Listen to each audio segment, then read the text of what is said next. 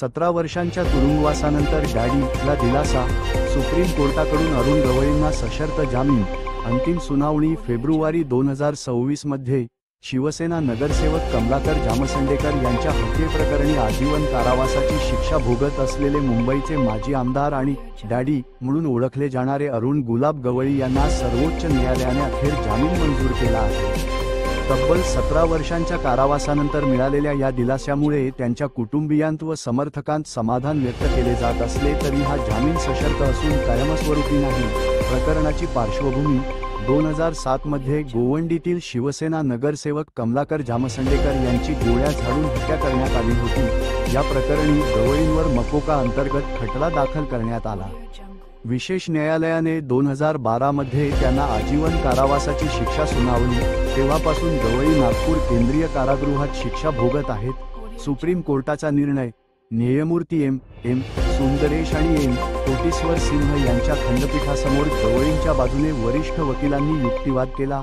गवळींनी 17 वर्षांचा काळ तुरुंगात घालवला असून अपील प्रलंबित असल्याचे न्यायालयाच्या निदर्शनास आणून दिले. हे लक्षात घेऊन सर्वोच्च न्यायालयाने गवळींना जामीन मंजूर केला. मात्र कोर्टाने स्पष्ट केले की हा निर्णय अंतिम नसून अपीलवरील सुनावणीदरम्यानच लागू राहील. जामिनाच्या अटी ठरवणार ट्रायल कोर्ट. सर्वोच्च न्यायालयाने जामीन मंजूर करताना पुढील प्रक्रिया ट्रायल कोर्टावर सोपवली आहे. त्यामुळे गवळींना तुरुंगातून बाहेर पडण्यासाठी स्थानिक न्यायालयाच्या अटी मान्य कराव्या लागणार आहेत. अटींचे उल्लंघन झाल्यास जामीन रद्द होण्याची शक्यता नाकारता येत नाही. फेब्रुवारी 2026 मध्ये अंतिम सुनावणी. या प्रकरणाची अंतिम सुनावणी येत्या फेब्रुवारी 2026 मध्ये होणार आहे. त्यावेळी गवळींच्या दोषींना शिक्षा कायम ठेवायची की बदलायची यावर निर्णय होईल.